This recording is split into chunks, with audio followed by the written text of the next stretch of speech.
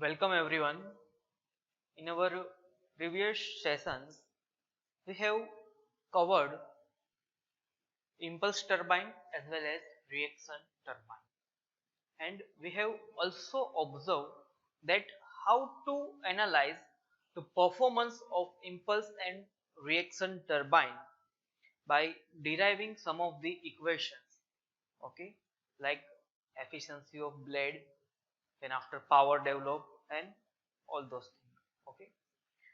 And we have also observed the plotting of velocity triangle for impulse as well as reaction turbine. Now it's time to discuss the efficiency improvement parameters here, okay. So now let's begin our today's session with the discussion of one of the parameter called reheat factor. So in today's lecture I would like to brief you about what do you mean by reheat factor and what is the value of reheat factor that we need to maintain in order to obtain optimum thermal efficiency. Okay.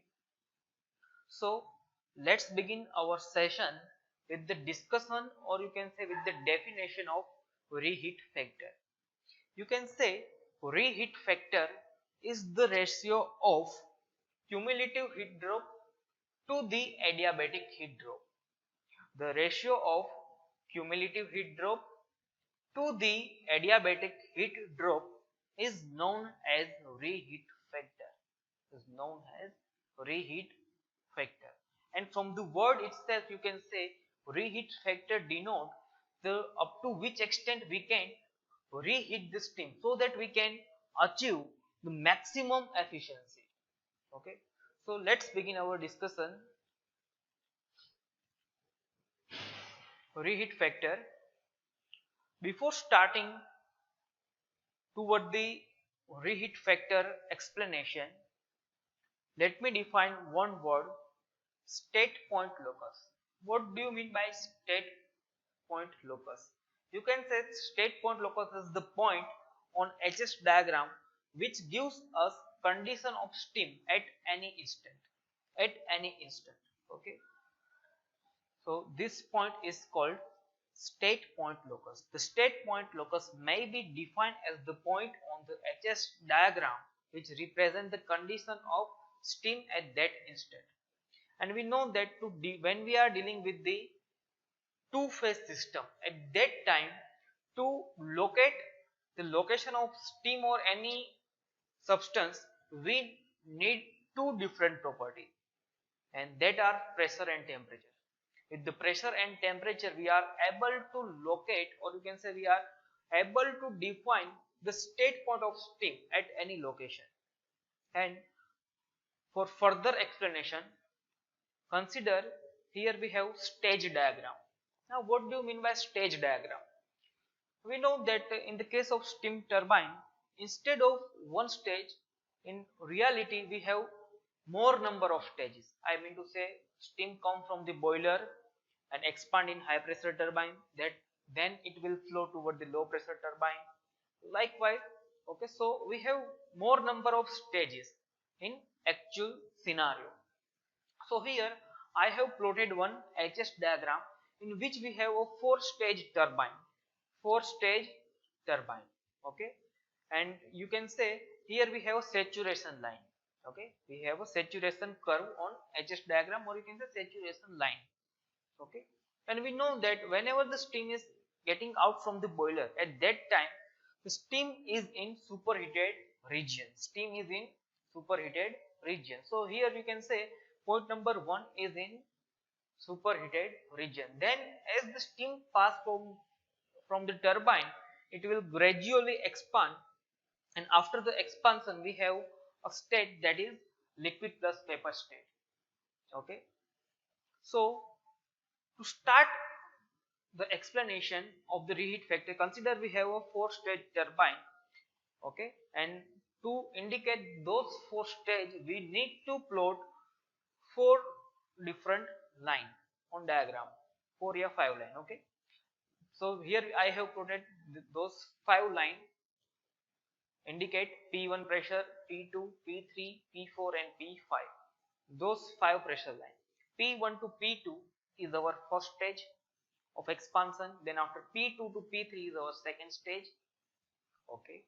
Then after P3 to P4 is our third stage, and P4 to P5 is our fourth stage of expansion. So here, to indicate the expansion in 4 different stages, I have shown 5 different pressure line on HS diagram. And from the engineering thermodynamic, you know that how to plot constant pressure line as well as constant temperature line on HS diagram. Okay. So here we have 5 different pressure line which indicate the expansion in 4 different stages. And as I told you, at the entry of turbine, the steam is having a superheated state, so we have point 1. And if we consider the process to be isentropic in the nature, then it will follow the constant entropy path.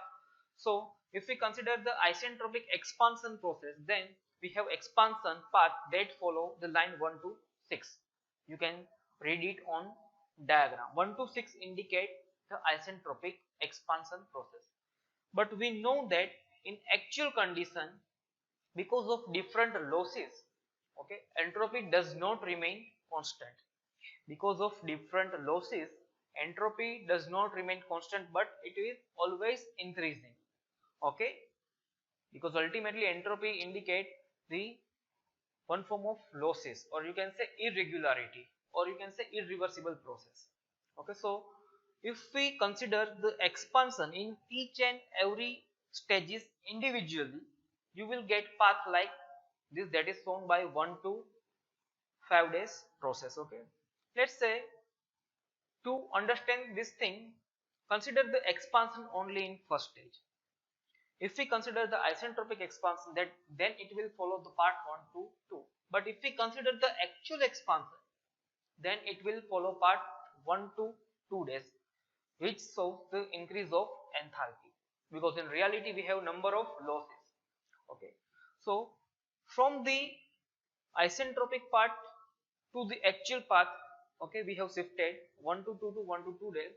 So from both part we are able to define the isentropic efficiency, and isentropic efficiency is nothing but the ratio of actual heat drop, or you can say work done, to the isentropic work done, or heat drop, or you can say expansion, any process that you consider during the analysis. In this analysis we have considered the expansion process. So you can say isentropic efficiency is equal to actual expansion to the isentropic expansion, and based on this relationship we are able to find the state point of steam after the actual expansion. I mean to say we are able to locate point number 2 days just from the efficiency.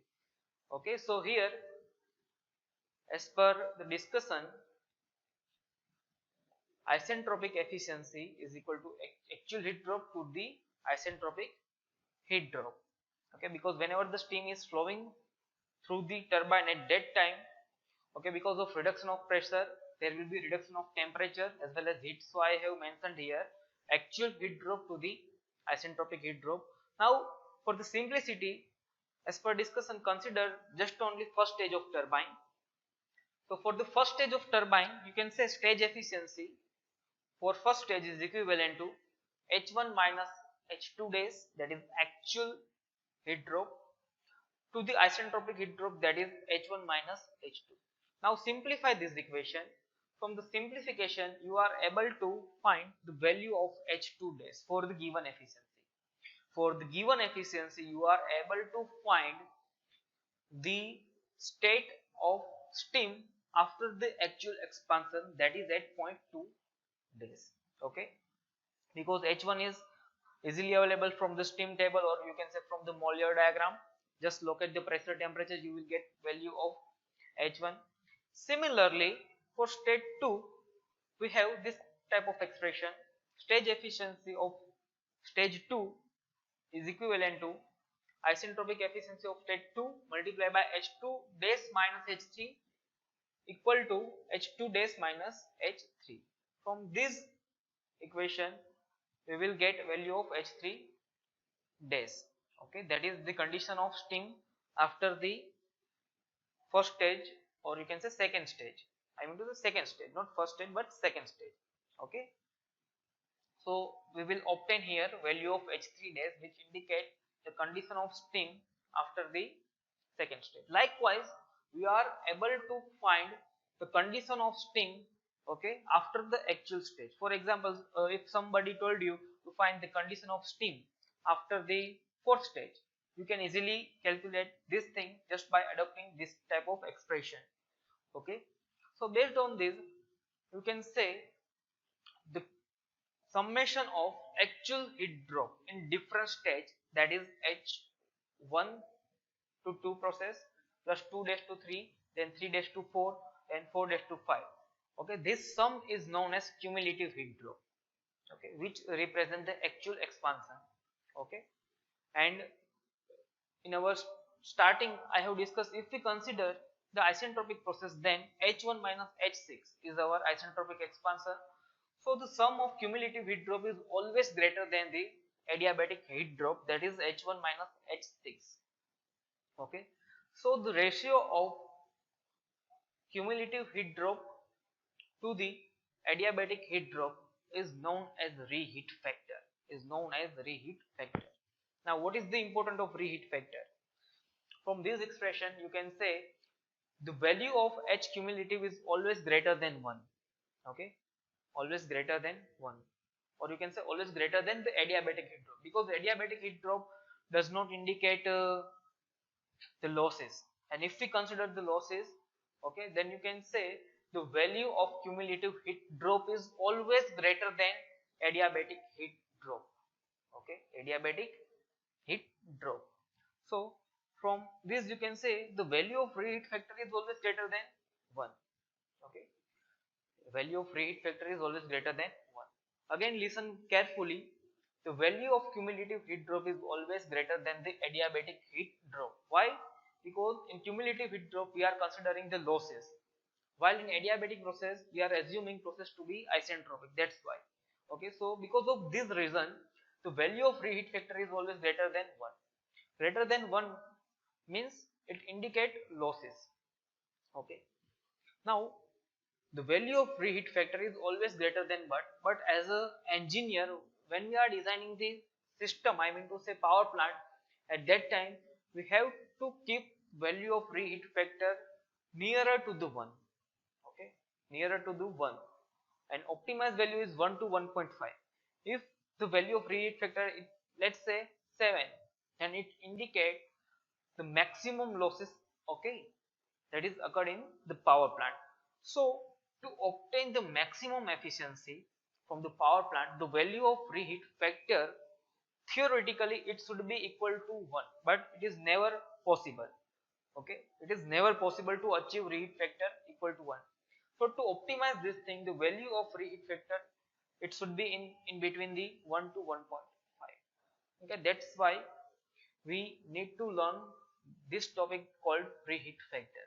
Based on the reheat factor, we can decide the efficiency of turbine. If the value of reheat factor is high, efficiency is low, and vice versa. Okay, so it is all about the reheat factor. Okay, so in today's session we have covered the topic called reheat factor and its importance. Okay, thank you.